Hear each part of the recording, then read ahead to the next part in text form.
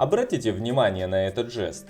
Свидетель, получающий психологическую помощь, повествует о своих горестях, не двигая руками на всем протяжении разговора.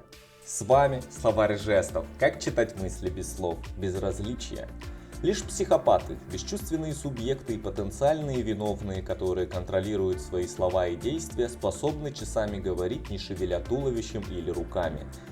Они не чувствуют ничего, никакого сострадания к другим, никакой жалости. Что касается нормальных людей, они говорят, не прибегая к жестикуляции руками, в тех случаях, когда обсуждаемая тема не вызывает в их душе никакого эмоционального отклика. Подпишитесь на канал, чтобы иметь доступ ко всем жестам, которые помогут вам понять человека, а не его слова. Всех благ, дорогой зритель. Узнаем о человеке все.